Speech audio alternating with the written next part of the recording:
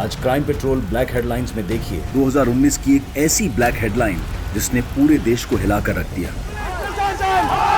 Police वालों काम करो। एक साधारण सा परिवार जिसका इतनी बेरहमी से कत्ल किया गया कि इंसानियत भी कांप उठी। अपराध के इस विभत्स रूप ने इस केस को ऐसे रंग दिए कि राजनीतिक गलियारों में भी हलचल मच गई। चारों तरफ धरने और नारेबाजी होने लगी, जिसने हिंसा का ऐसा रूप ले लिया कि चारों तरफ अशांति का माहौल पैदा हो गया।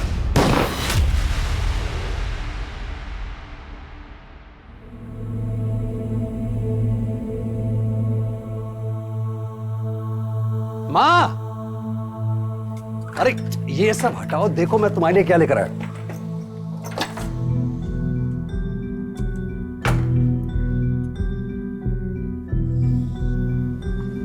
साफ दिखाई दिया? दिख रहा है ना साफ? साफ दिखाई दिया? एकदम साफ दिख रहा है। माँ, एक के बारे सुंदर ही लगचो, क्या हीरोइन लग रही है माँ। पर ये तो महंगा दिख रहा है, इतना महंगा चश्मा क्यों लाया तू? माँ, तुमने सारी जिंदगी तो पाई पाई बचा के काटी, अब बाकी बची हुई जिंदगी तुम अच्छी तरह से काटो, हमारे अच्छे दिन आने वाले हैं।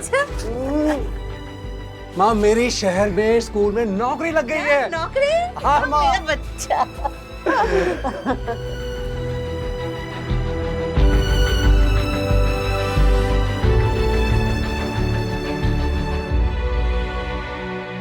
अरे माँ, मैं यहाँ खुश हूँ, तू मेरी इतनी चिंता क्यों करती है?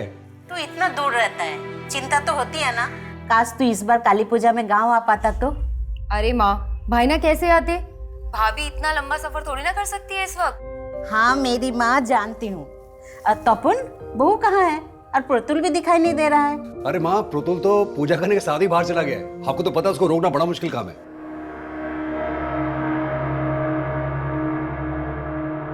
लो, बन गई तुम्हारी मूछें, जाओ।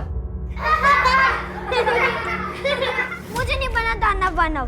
बेटा, दानव तो लड़कों को ही बनना पड़ता है, और आप तो महादानव शुंभ हो। आपको डरना नहीं है, डराना है, गुस्से से ललकारना है। ओ कालिका, तुम में अगर शक्ति है तो मुझसे युद्ध करो, ऐसे। और आपको काली बन के प्रतुल यानी महादानव से युद्ध करके उसे मार गिराना है। नहीं नहीं मैडम, मैं नहीं मारूंगा, और इस इकरा से तो बिल्कुल नहीं।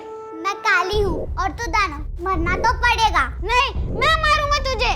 नहीं, मैं मारूंगा। अरे मैं मारूंगा तुझे। नहीं, छोड़ो प्रतुल। नहीं, मैं नहीं मारूंगा। छोड़ो उसे। मम्मी, पहले ये दानव की मूंछें निकाल दो, वरना वो आके मुझे मार देगी।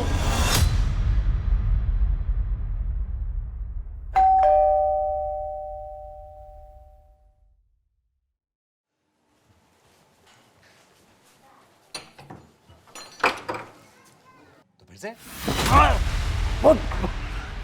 पागल है? पागल हो तू? क्या कर रहा है तू? पागल है?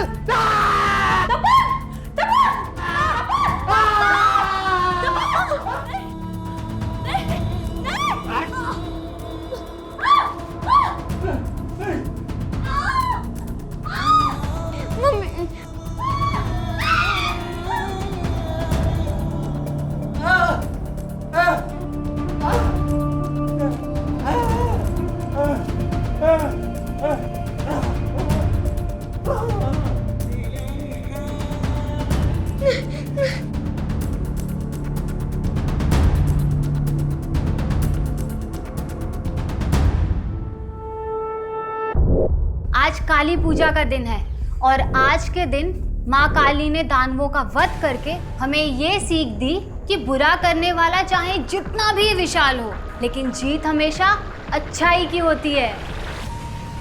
नमस्कार, आदाब। क्राइम पेट्रोल सतर्क के ब्लैक हेडलाइंस अध्याय के आज के एपिसोड में आप सबका स्वागत है। देखते ही देखते ये घटना एक ऐसी नेशनल न्यूज बन गई जिसने न्यूज रूम से लेकर राजनीतिक गलियारों तक में हलचल पैदा कर दी। एक तरफ इस हत्याकांड के सामने आने के कुछ ही घंटों बाद एक ऐसा राजनीतिक दंगल छिड़ गया कि राज्य की सियासत हिल गई। पुलिस प्रशासन, पुलिस प्रशासन, तपन के हत्यारों को गिरफ्तार करो, गिरफ्तार करो। पुलिस प्रशासन, पुलिस प्रशासन, पुलिस प्रशासन, पुलिस प्रशासन। शांत हो जाइए, हमें अंदर जाने दीजिए प्लीज। हम नहीं हटेंगे, हम नहीं हटेंगे। हट जाइए, हमें अंदर जाने दीजिए प्लीज। हम नहीं जाने देंगे। 1 महीने में हमारे 5 कार्यकर्ताओं की हत्या हुई है। इस बार तो बल्कि पूरे परिवार को ही खत्म कर दिया उन लोगों ने। हमारा विश्वास प्रशासन और पुलिस में से हमेशा के लिए उठ गया है। और ये अपोजिशन पार्टी केएलपी, ये लोग इसमें शामिल है, हमें पूरी तरह से मालूम है। और तो और वो तुम्हारा सुजय घोष, उस पार्टी का नेता, तुम लोगों के साथ मिला हुआ है। हम नहीं जाने देंगे। प्रशासन आरएलपी दल के लोग अपने कार्यकर्ता तपन और उसके परिवार वालों की हत्या को लेकर सड़कों पर आ गए हैं और पुलिस वालों के कहने पर भी वो मानने को तैयार नहीं है। पुलिस प्रशासन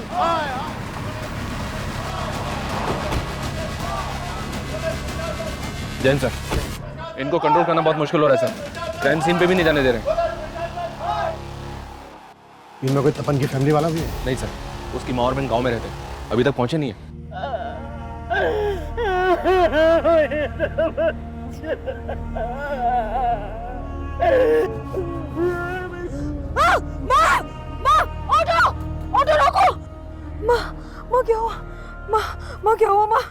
पुलिस प्रशासन, पुलिस प्रशासन, पुलिस प्रशासन, देखिए, शांत हो जाइए। पुलिस प्रशासन, शांत हो जाइए प्लीज।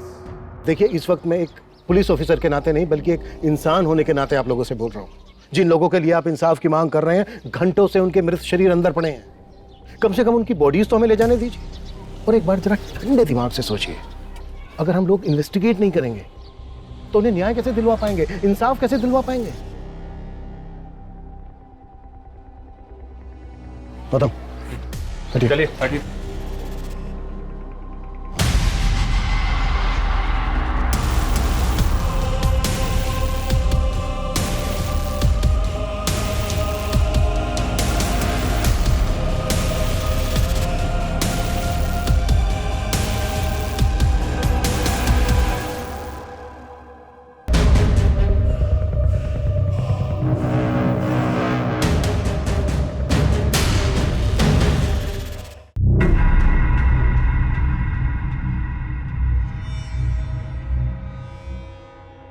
Wow, it's killing. ये होती है असली बिरयानी की खुशबू। अरे आप बिरयानी टेस्ट कीजिए, वो और भी ज्यादा किलिंग है। वाओ, इसका टेस्ट तो इतना अच्छा है ना, शब्द ही नहीं मिल रहे हैं मुझे तारीफ में। अरे क्या हुआ, आप ठीक है? कुछ नहीं, आपकी बिरयानी मेरे बच्चे को भी बहुत पसंद आई। किक मार रहा है अंदर।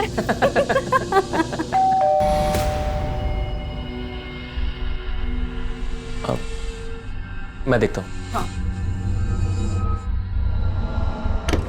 गंदी बदलती है। शक तुम? तपन दादा, मैं तो बिरयानी देने आया था। अरे प्रतुल बेटा, तुम तो बड़े अच्छे लग रहे हो, मुझे लगा के हैं। दाना बच्चे नहीं बुरे होते हैं। आप तो मुझे बुरा ही बोलोगे। इकरा के पापा जो हो। प्रतुल, अंकल से ऐसे बात नहीं करते ना। प्रतुल, प्रतुल। अच्छा मैं चलता हूँ। तपन दादा, आप और प्रतुल भी बिरयानी टेस्ट कीजिएगा। हाँ, खुदा हाफिज। खुदा हाफिज।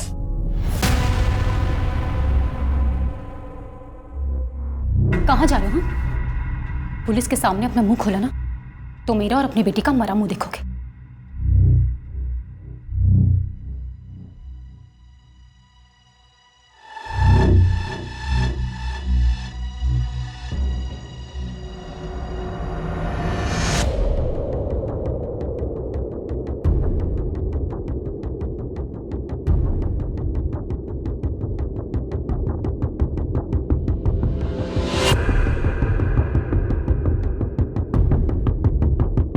सर, घर में फोर्स एंट्री के साइन नहीं मिले सर। 3 मर्डर्स हैं।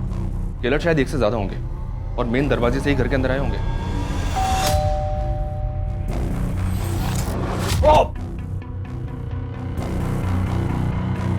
तपन और इसकी बीवी के मर्डर्स काफी ब्रूटल। और यहाँ इनके बच्चे को देखो। लुक, बच्चे को गला दबाकर मारा गया है। जो किलर तपन की प्रेग्नेंट बीवी के घर पर इतनी बेदर्दी से वार करता है, वो बच्चे को सिर्फ गला दबाकर मारता है। आखिर चल क्या रहा होगा किलर के दिमाग में?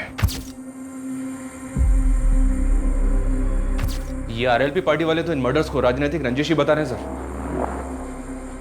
इन लाशों का हाल देखकर तो गहरी रंजिश लग रही है। ऐसा लग रहा है कि एंगल पर्सनल रहा होगा। अगर किलर्स मेन डोर से आए होंगे तो शायद उनके लिए दरवाजा खोला गया होगा। मे बी तपन की फैमिली की जान पहचान वाले रहे हों। गौतम, आसपास पता करवाओ, शायद कल रात किसी ने किसी को आते जाते देखा हो। सर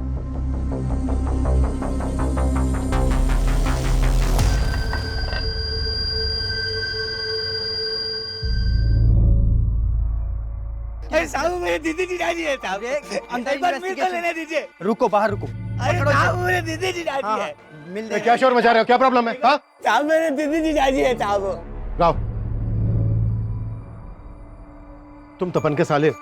हाँ साहब, सुबह टीवी में सब देखा, आप महीनों से मिला नहीं हूँ। कल बस दीदी से बात हुई थी। हाँ दीदी, काली पूजा की बहुत बहुत बधाई आपको। अरे पोल्टू, तुमको भी बधाई हो। तुम खुश तो हो? अरे मैं तो डबल खुश हूँ, दूसरी बार मामा बनने वाला हूँ ना। दीदी, जीजाजी कहाँ है?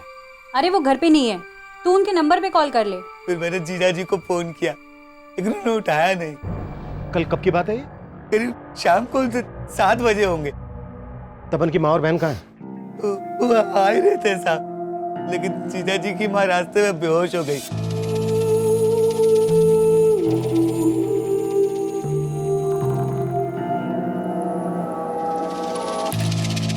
कल रात आपने किसी को तपन के घर पे आते जाते हुए देखा था? हमने नहीं देखा साहब। सर इनका कोई भी पड़ोसी खुल के सामने नहीं आ रहा। समझ में नहीं आ रहा कि कोई कुछ जानता भी है या नहीं। ये इस पॉलिटिकल हंगामे का असर है। शायद सब डरे हुए हैं, शायद इनके द्वारा डराए गए। खत्म, अपने ऐसी खबरी एक्टिव करो जिनकी पहुंच जड़ों तक हो। मुझे तपन और उसकी फैमिली से रिलेटेड एक इन्फॉर्मेशन चाहिए। जी सर। चाहिए। सर आपको क्या लगता है इन हत्याओं के पीछे किसका हाथ है? सर, एक तरफ आरएलपी पार्टी के नेता पारस सिन्हा के इस मामले में बयानबाजी चल रही है, वहीं दूसरी तरफ पुलिस इस मामले में अपनी कोई भी प्रतिक्रिया देने से बच रही है। दो बिल्लियों की लड़ाई में ना रोटी हमेशा बंदर ही खाता है। बाबा, मैं आपसे कुछ बात कर रहा हूं, अपनी जमीन तो बचा लोगे ना आप? अपनी जबान को थोड़ा लगाम लगा। क्यों चुप गई मेरी बात? या उनके मौत के बारे में सुनकर आपका गला भराया? बाबा एक बात ध्यान रखना, ये वही लोग हैं जिन्होंने आपका गला पकड़कर आपकी पतलून तक गीली कर दी थी। बाप की इज्जत नहीं करता कोई बात नहीं, कम से कम अपनी बहन के सामने तो अपनी जबान से गंदगी मत निकाल।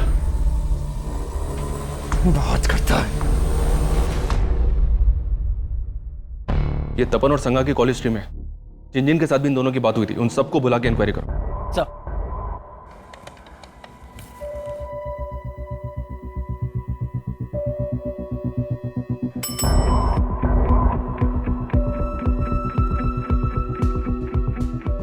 तपन को क्यों कॉल किया था? सर तपन दादा को मैं जानता हूँ और उस दिन मैंने सिर्फ काली पूजा की बधाई देने के लिए उनको फ़ोन किया था। उस दिन तपन जी और मैंने एक दूसरे को काली पूजा की बधाई दिए थे। हो सकता है काली पूजा का बहाना लेकर कोई सच छुपा रहा हो। हम किसी को हल्के में नहीं ले सकते। तपन और संगा के कॉल रिकॉर्ड्स में जितने लोग भी हैं उनको इन्वेस्टिगेट करो। तुमने बताया कि कत्ल वाले दिन तपन की माँ की भी तपन से बातें हुई थी। जी सर, लेकिन तपन की माँ और बहन से हमारी बातचीत नहीं हो पाई है। हालांकि तपन की माँ को हॉस्पिटल से छुट्टी मिल गई है, पर वो लोग अभी काफ़ी सदमे में हैं सर। लेकिन हमारा उनसे बात करना भी बहुत ज़रूरी है। हो सकता है हमें उनसे कोई हिंट मिल जाए। तपन एक स्कूल में क्लर्क था, तो आरएलपी पार्टी से कैसे जुड़ा? डिटेल्स निकलवा रहा हूँ सर, अपने खबरी काम पे लगे हुए हैं। एक तरफ तपन के परिवार की हत्या को लेकर सियासी तूतू मैमे बढ़ रही थी, और वहीं दूसरी तरफ पुलिस को लग रहा था कि तपन उस राजनीतिक दल का कार्यकर्ता ही नहीं था जिस दल के कुछ लोग इस सारे मुद्दे को इतना तूल दे रहे थे। हत्यारे को फांसी दो, फांसी दो, हत्यारे को फांसी दो, फांसी दो। हमारी पूरी हमदर्दी है उस परिवार के साथ, लेकिन आरएलपी पार्टी की यह गलत रवैया इस राज्य का माहौल खराब कर रहा है। तो क्या राजनीतिक षड्यंत्र की आड़ लेकर इन हत्याओं के असल मकसद को दबाया जा रहा था? और अगर ऐसा था तो वो असल मकसद क्या था? केस इतना बड़ा हो गया था कि तपन के परिवार को जानने वाले अड़ोसी पड़ोसी भी खुलकर गवाही नहीं दे रहे थे, लेकिन उन्हें भरोसे में लेने की कोशिश पुलिस लगातार कर रही थी, लेकिन कोई सामने नहीं आ रहा था। और पुलिस जल्द ही तपन की मां और बहन से भी मिली। सर उस दिन भाईना और भाभी से बात हुई थी। अरे माँ, मैं यहाँ खुश हूँ, तू मेरी इतनी चिंता क्यों करती है? तू इतना दूर रहता है, चिंता तो होती है ना। भाभी से बात कराइए ना।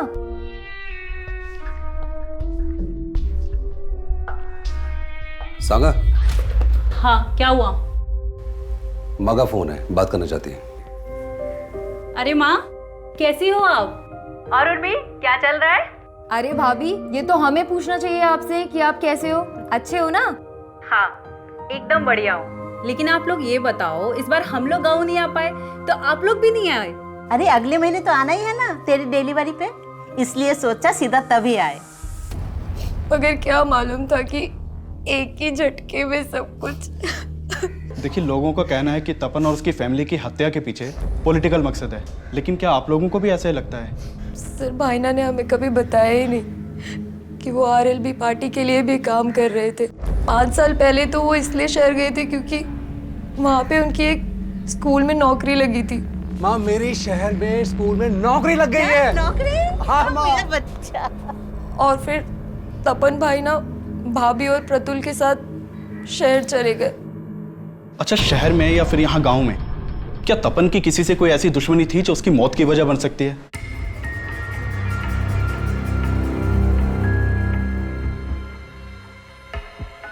सर, तपन के घर से जो सामान मिला था उसमें डायरी भी थी, इस पे तपन की बीवी का नाम लिखा हुआ है, उसी की होगी। हाँ, देखी थी ये डायरी मैंने। क्या लिखा है इसमें? सर, डायरी को देखकर ऐसा लग रहा है जैसे वो इसे रोज लिखती होगी। इसमें काफी कुछ ऐसा है जो किसी अफेयर की तरफ इशारा करता है। अफेयर? जी सर।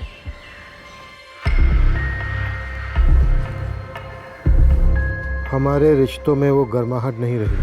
कभी तुम मुझे गलत समझते हो, कभी मैं तुम्हें। सांगा, हाँ, क्या हुआ? माँ का फोन है, बात करना चाहती है।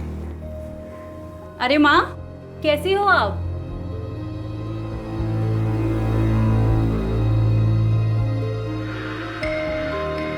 ना कभी तुम कुछ बोल पाते हो और ना कभी मैं।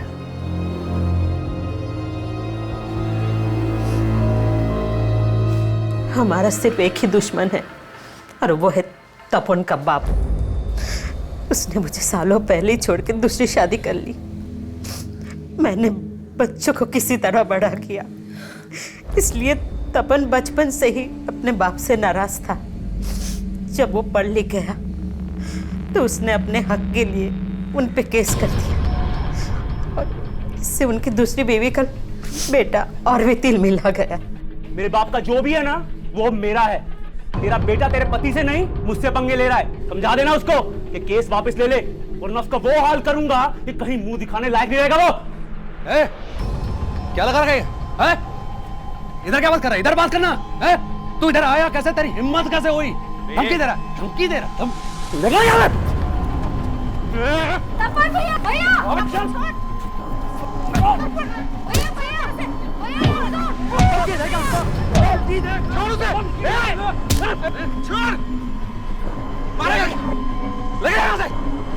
और तुम्हारा केस ना कोर्ट में जाएगा, वो फैसला करेगा तुम्हारा। तुमने मेरी माँ को जो भी परेशानी दी है ना, सबकी कीमत चुकानी पड़ेगी। लेके जा। देख लूंगा तेरे को मैं।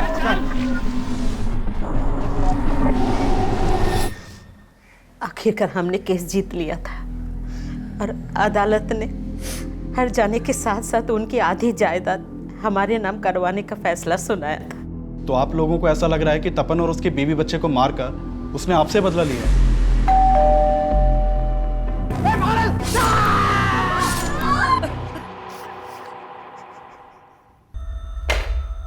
ये डायरी पढ़ने के बाद तो यही लगता है कि तपन और संगा की जिंदगी में सब कुछ ठीक नहीं होगा। और अगर इसकी वजह अफेयर है तो किसका अफेयर? क्या उसके आने से हमारे फासले बढ़ गए या फासलों की वजह से कोई हमारे दरमियान आया? तपन और संगा की जिंदगी में अगर कोई तीसरा था तो वो किससे ताल्लुक रखता था, तपन से या संगा से? ये क्लियर नहीं है। उन दोनों के कॉल रिकॉर्ड से भी कोई हिंट नहीं मिला है कि अगर उन दोनों में से किसी का अफेयर होगा तो किससे होगा। इनमें से जिसका भी अफेयर था उसका परिणाम इतना घातक कैसे हो गया कि पूरे परिवार को इतनी बेदर्दी से मार डाला गया। इस पोस्टमार्टम रिपोर्ट के मुताबिक तपन के शरीर पर 13 बार हुए, संगा के शरीर पर 16 बार थे और उनके बेटे को सिर्फ गला दबा के मार डाला। काफी अटपटा है ये। इस केस में जो भी एंगल सामने उभर कर आए, हमें उन सब पर काम करना होगा। क्या पता कब कौन सा एंगल वजह बनकर सामने आ जाए। जी सर। हाँ मानिक, बोलो। सर एक नया एंगल सामने आया है और ये तपन के पिता से जुड़ा हुआ है। तपन के पिता?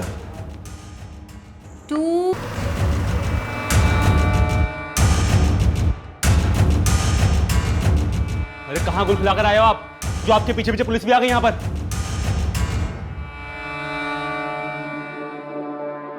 अरेंदु साहब, सब तो बोल रहे हैं कि उनको केएलबी पार्टी वालों ने मार दिया और आप हम पर शक कर रहे हैं। आरएलबी पार्टी वाले सही बोल रहे थे। आप लोग केएलबी पार्टी वालों को बचाने के लिए हमें फंसाओगे। चुप, बिल्कुल चुप। बहुत ज्यादा बोलता है ना तू। अभी अगर सच नहीं बोला ना तूने तो यही धुलाई होगी तेरी। साहब जब कुछ किया ही नहीं तो आपकी धुलाई के डर के मैं कोई झूठ को थोड़ी स्वीकारूंगा।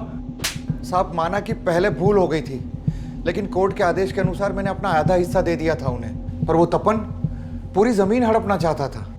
पूरी जमीन? हाँ साहब, पूरी जमीन। जमीन बिकी नहीं थी, आधा हिस्सा उनका था।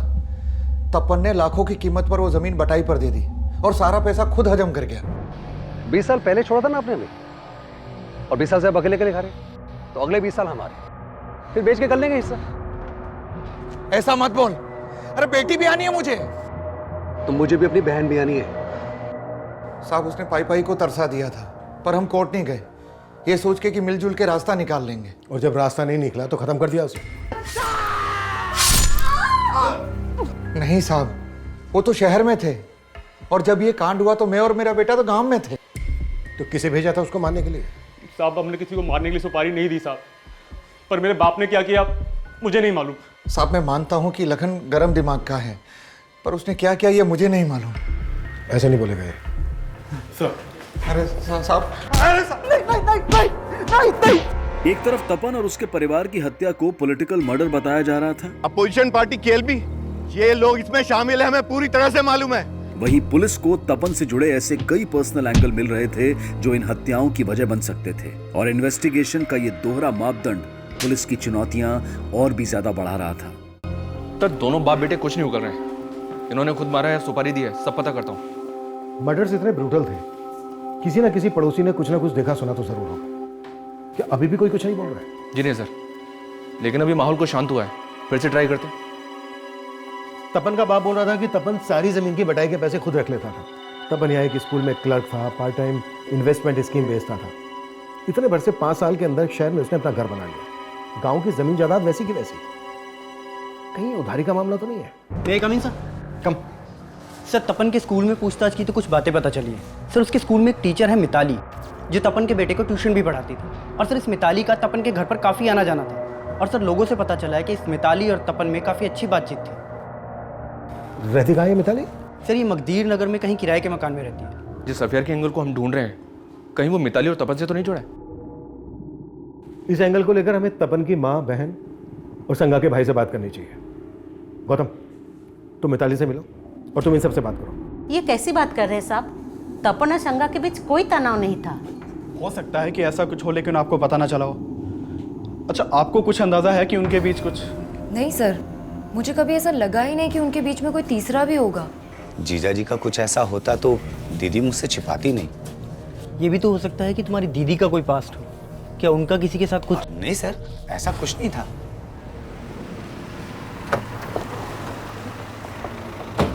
ठीक है।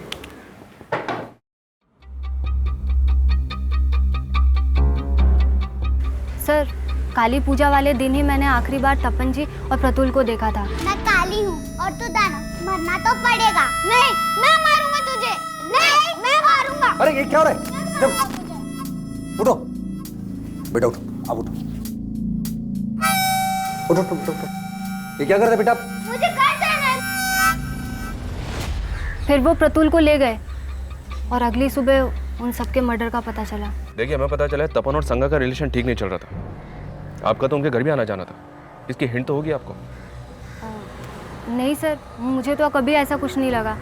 जब भी उनके घर जाना होता था दोनों खुश ही लगते थे। प्रतुल ने जब से आपकी क्लास ज्वाइन की है ना, बहुत अच्छा कर रहा है। अच्छा तो करेगा ही, आपने टीचर जो ऐसी चूज की है। ठीक है, जरूरत पड़ी तो हम आपसे दोबारा बात करेंगे। सर एक मिनट। सर तपन जी आरएलबी पार्टी में कितना एक्टिव थे ये मैं नहीं जानती, लेकिन वो समाज सेवा में हमेशा आगे रहते थे। सर हमारे स्कूल के पास सरकारी ज़मीन का एक हिस्सा बड़े टाइम से खाली पड़ा हुआ था और एक कम्युनिटी के लोग उस पर अपना कब्जा जमाना चाहते थे।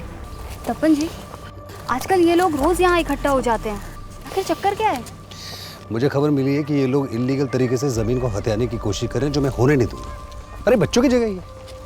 मैं कोर्ट में इनके खिलाफ पिटीशन दायर करने वाला हूँ। सर, उनके पिटीशन डालने की वजह से ही कोर्ट के आदेश पे वो ज़मीन म्यूनिसिपल कॉर्पोरेशन को दे दी गई। तो मतलब आप कहना चाहती हैं उन लोगों ने तपन के परिवार को? हो सकता है। उनका नेता उस्मान बड़ा ही दबंग आदमी है, हो सकता है उसको पता चल गया हो कि वो पिटीशन तपन जी ने ही फाइल की थी।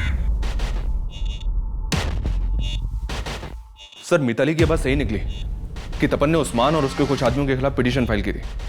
ये उस्मान तपन के घर के नजदीक ही रहता है। मानी को भेजा है उस्मान को बुलाने के लिए।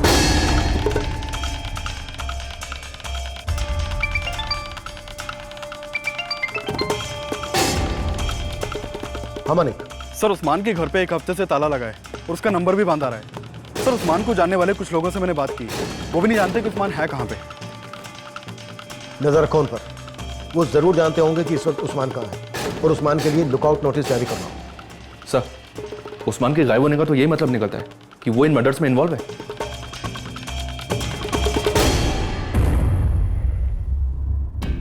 इस केस में हम अफेयर वाले एंगल को भी रूल आउट नहीं कर सकते। माना हमने मिताली ने उस्मान के बारे में बताया जरूर, लेकिन यह भी तो हो सकता है कि वो अपना राज छुपा गई हो।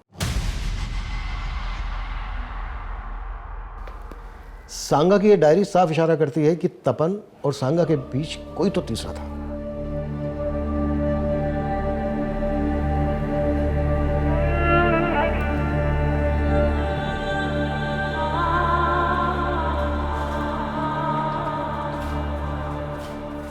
कहाँ भाग रही थी? जब तक लॉज का बिल नहीं भर देती ना, तो यहाँ से नहीं भाग सकती है। मैंने कहा ना मेरे पास पैसे नहीं है। मेरी किस्मत मारी गई थी जो उसके कहने पर मैं यहाँ आके रुकी। उसने कहा था कि काली पूजा की रात वो यहाँ आ जाएगा, पर अभी तक नहीं आया। काली पूजा से 15 दिन हो गए हैं और 15 दिन के मुझे पैसे चाहिए, समझी? चल अंदर। नहीं। अरे चल। नहीं क्या नहीं, चल। बंद करो इसकी खिदमत, कोई जरूरत नहीं है फालतू बिल बढ़ाने की, समझे? और निगरानी रखना। सर, मैंने तपन और उसकी बीवी के बैंक ट्रांजैक्शन चेक किए। 2 महीने पहले तक उनके अकाउंट में काफी पैसा था, लेकिन अब उनके अकाउंट में काफी कम पैसा है। और एक बात, संगा के अकाउंट से सुब्रतो बनर्जी के अकाउंट में लगातार हजारों रुपए ट्रांसफर हो रहे थे। ऐसा क्या है जो एक हाउसवाइफ इसके अकाउंट में इतना पैसा ट्रांसफर कर रही थी? है कौन ये? इसके बैंक अकाउंट के थ्रू मैंने इंक्वायरी की तो पता चला कि इसने हत्या से कुछ ही दिन पहले अपना अकाउंट क्लोज करवाया था। जो नंबर इसने अकाउंट से लिंक किया हुआ था वो भी बंद है, जो एड्रेस दिया हुआ था वहां से भी घर खाली कर चुका है। हो सकता है सर ये वही तीसरा हो जिसके साथ संगा का अफेयर था।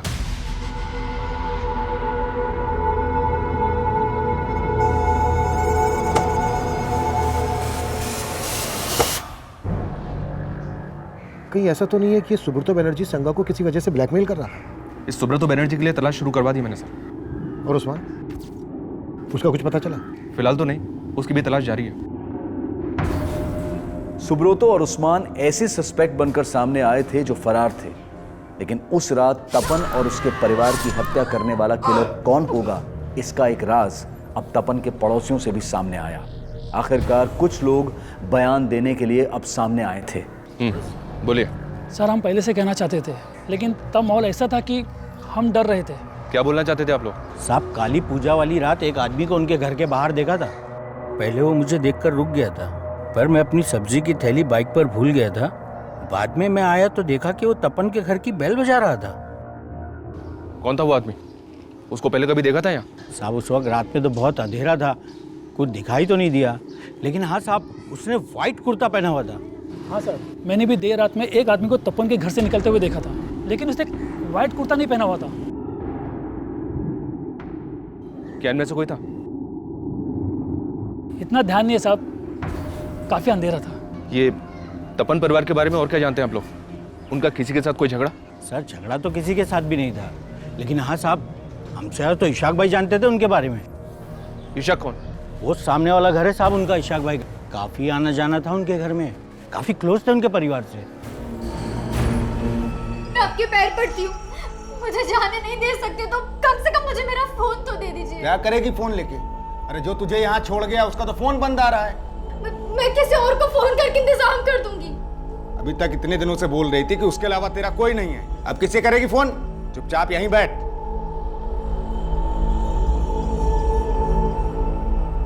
हमने उस दिन भी आप लोगों से बात की थी।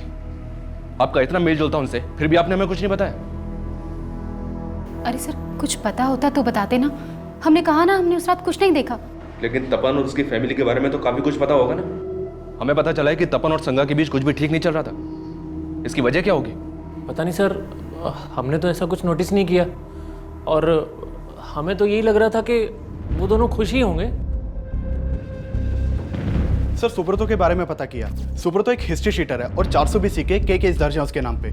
सर, सुब्रतो लोगों का पैसा पोंजी स्कीम में लगवाता था और फिर गायब हो जाता था। अलग अलग शहरों में अलग अलग नाम से कई बैंकों में अकाउंट मिला है उसका और सब काफी समय से वांटेड है। तो क्या इसने संगा के साथ भी फ्रॉड किया होगा? इस वक्त कहाँ है? ये तो नहीं पता सर, लेकिन कलिंगा पुलिस उसे काफी समय से ढूंढ रही है और उन्हें उसकी एक लीड भी मिली है। उन्हें लगता है कि वो फूलबनी में छिपा हो सकता है। उनके टच में रहो। किसी भी हाल में हमें ये सुब्रतो चाहिए। Okay sir.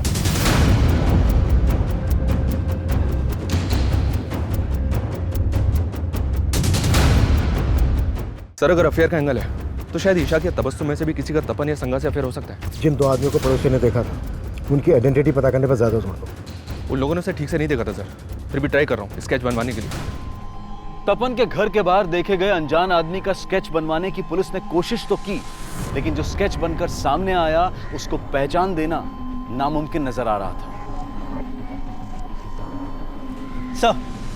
सर, उस्मान के बारे में पता चला है। ये उस्मान इशाक की बीवी तबस्सुम का दूर का रिश्तेदार भी है।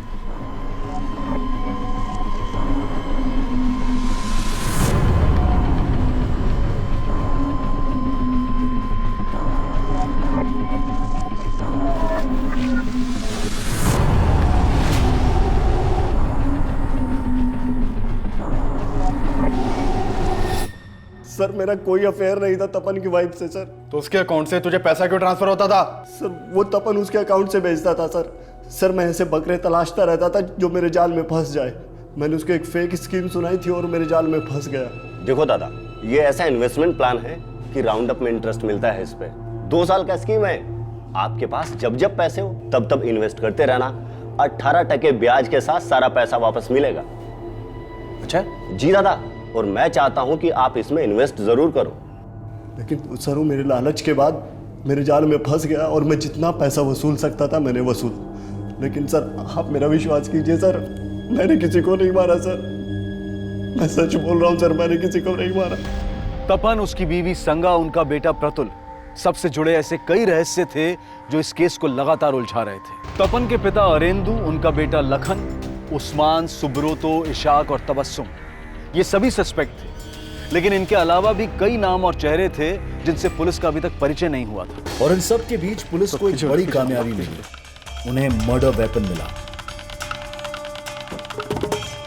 सर, यहाँ थैली में ये खून से सना हुआ कुर्ता मिला है। सर, इस कुर्ते में सब जगह खून लगा हुआ है। और सर, एक कोयता मिला है, इसमें भी काफी खून लगा हुआ है। सर, ये सारा सामान यहाँ डंप किया गया था। आइए सर। सर, इस सब सामान को इस थैली के अंदर डाल के इस पत्थर के पीछे यहाँ डंप किया गया था। सर, आदमी सुबह यहाँ से जा रहा था, इसने ये थैली देखी और हमें इन्फॉर्म किया। सर, ये जगह तपन के घर से ज्यादा दूर नहीं है। एक विटनेस ने बताया था कि हत्या वाली रात को एक आदमी व्हाइट कुर्ते में तपन के घर के बाहर देखा गया था। ये कोयता मर्डर वेपन हो सकता है सर। उस रात एक आदमी व्हाइट कुर्ता पहनकर तपन के घर के अंदर गया, तो फिर से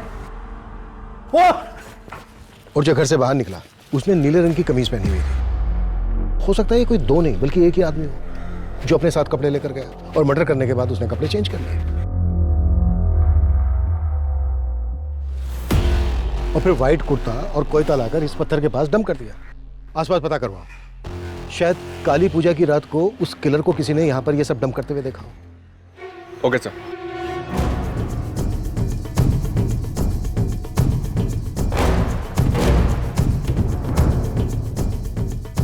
हाँ साहब, काली पूजा की रात मैंने एक आदमी को वहां देखा था। रात देर हो गई थी, मेले से वापस आ रहा था। उसी समय मेरी नजर उस पर पड़ी।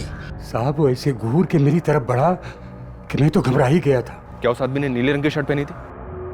हाँ शायद। उस आदमी की तस्वीर बनवाने में क्या आप हमारी हेल्प कर सकते हैं? सुजय जी, आरएलबी पार्टी के 5वें कार्यकर्ता की हत्या, वो भी उनके पूरे परिवार समेत। हमारी पूरी हमदर्दी है उस परिवार के साथ, लेकिन आरएलबी पार्टी की यह गलत रवैया इस राज्य का माहौल खराब कर रहा है। लेकिन उनके इल्जाम आपकी पार्टी पर नहीं, सीधे आप पर हैं। उनका आरोप एकदम मिथ्या है। हम लोगों ने ऐसा कोई गलत काम किया ही नहीं। वो लोग ऐसे तपन और उसकी फैमिली के मर्डर्स को लेकर तो ऐसी राजनीति हो रही है जैसे तपन आरएलबी पार्टी में कोई बहुत बड़ा नेता था, और सोशल मीडिया की वजह से तो इतनी अफवाह फैल गई है कि पूरा का पूरा शहर जल उठा है। सर, ये तपन स्कूल में क्लर्क होने के साथ साथ लोगों को इंश्योरेंस और इन्वेस्टमेंट स्कीम्स भी बेचा करता था। इसने आरएलबी पार्टी के कई लोगों को ऐसी स्कीम्स बेची थी, इसलिए पार्टी दफ्तर में इसका आना जाना था। लेकिन मैं जब पार्टी नेता पारस सिन्हा से मिला तो उसने बोला तपन ने हमारी पार्टी ज्वाइन की थी। तपन ही क्या, मैं और हमारे सारे कार्यकर्ता बहुत से काम करते हैं। इसका मतलब ये नहीं कि हम पार्टी में नहीं हैं। लेकिन जिस तरह का ये माहौल पैदा किया जा रहा है उससे तो ऐसा ही लग रहा है कि कहीं इन मर्डर्स का मकसद पॉलिटिकल माइलेज हासिल करना तो नहीं है। माइलेज तो मिल रहा है सर, आरएलबी पार्टी और उसके नेता पारस सिन्हा को। तो क्या इन मर्डर्स में शायद या फिर ये मर्डर्स किसी और मकसद के लिए हुए हों और ये इसे अपने फायदे के लिए इस्तेमाल कर रहे हैं। जो भी है, हम सुजैर उसकी पार्टी के लोगों को क्लीन चिट तो नहीं दे सकते।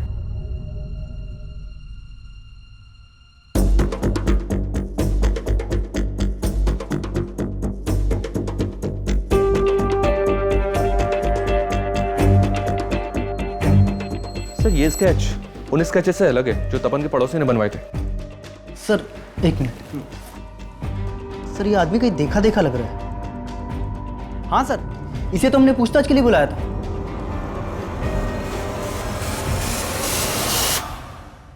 इसका नंबर तपन के कॉल रिकॉर्ड्स में था। रिकॉर्ड्स क्या हो सर? ये देखिए सर, इसका नाम बादल है, इसका फोन नंबर और एड्रेस दोनों है हमारे पास। आप जिस नंबर को डायल कर रहे हैं वो इस समय स्विच्ड ऑफ है। फोन बंद है सर। इस बादल का एड्रेस चेक करो, देखो सही है क्या। इसके एक एक डिटेल चाहिए और उस्मान का पता भी जल्द से जल्द लगाओ। सर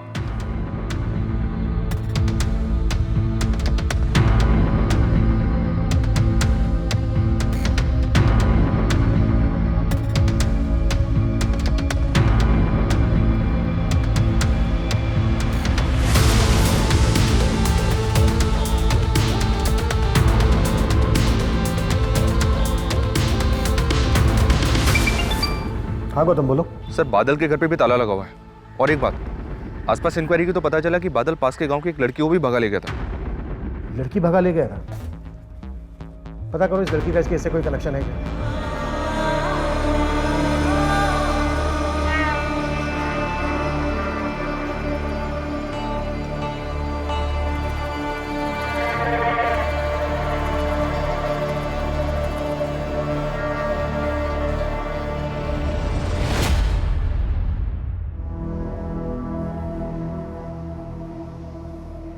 मैं खाला के यहाँ जा रही हूँ, लेकिन तुम घर से बाहर निकलने की सोचना भी मत। इकरा, जी अम्मी। तुम्हारे अब्बू घर से बाहर निकले तो फौरन मुझे फोन करना।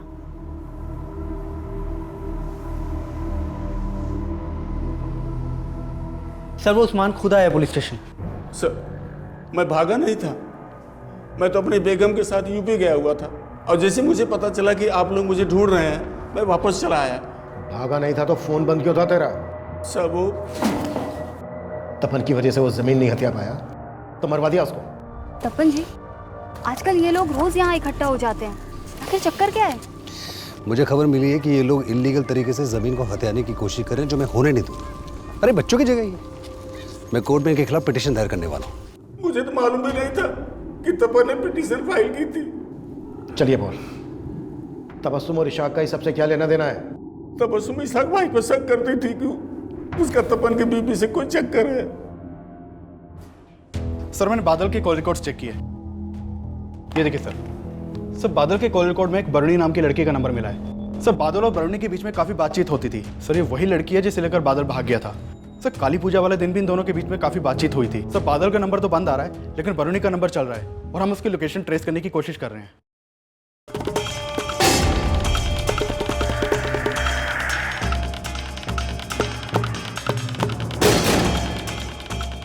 देखिए, मुझे अभी से ले जाने दीजिए, मेरे पास अभी पैसे नहीं है। मैं आपको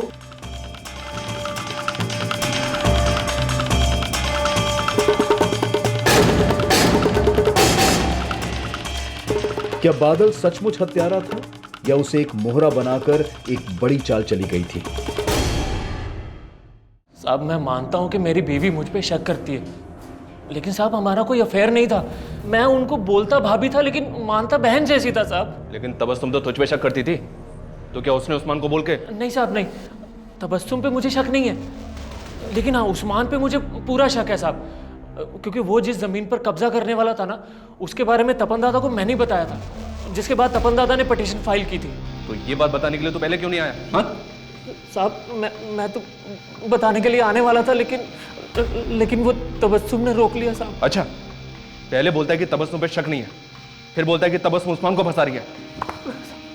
कहीं ऐसा तो नहीं उनको फंसा के इस कांड को तू ही करके निकल गया? नहीं साहब ऐसा कुछ नहीं है साहब। साहब मैं कसम खाता हूँ ऐसा कुछ नहीं है साहब। साहब मैं वरुणी से बहुत प्यार करता हूँ, उससे शादी करने के लिए पैसे बचा रहा था और कुछ पैसों से 2 इन्वेस्टमेंट प्लान लिए थे तपन से, जिसके लिए हर साल 24,000 देने पड़ते थे। पहले साल तो उन्होंने पैसे लेकर रसीद दे दी थी, लेकिन इस साल जब मैंने दूसरे 24,000 की किस्त दी तो उन्होंने रसीद नहीं दी, बोला बाद में दूंगा। तपन दादा आपने रसीद नहीं दिया था मेरा। अरे तुम मुझे क्या रास्ते में रसीद के लिए रोक रहे हो बार बार? तुम्हारे पैसे लेके मैं भाग रहा हूँ क्या? जब भी रसीद मांगता हमेशा टालते। कुछ दिनों के बाद मैं फिर से उनके घर पे गया।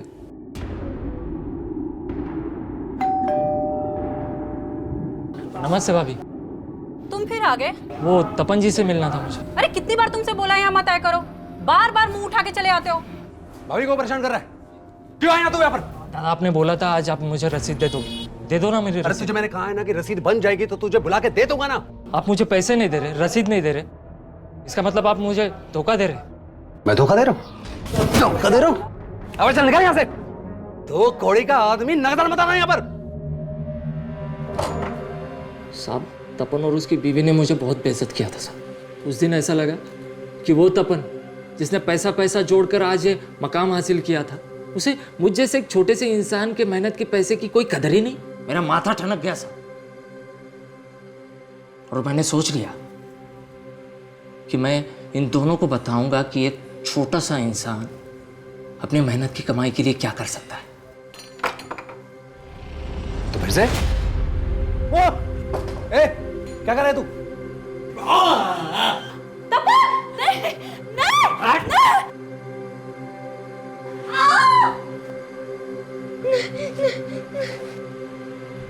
सिर्फ 24,000 रुपए के लिए तूने तपन और उसके पूरे परिवार को मार डाला। तपन तुझे रसीद नहीं दे रहा था ना, उसके 8 साल के बच्चे की क्या गलती थी? उस मासूम को क्यों मारा तूने? और उसके अजन्मे बच्चे को भी मार डाला जिसने भी जन्म नहीं लिया था, कोख में था, उसकी क्या गलती थी?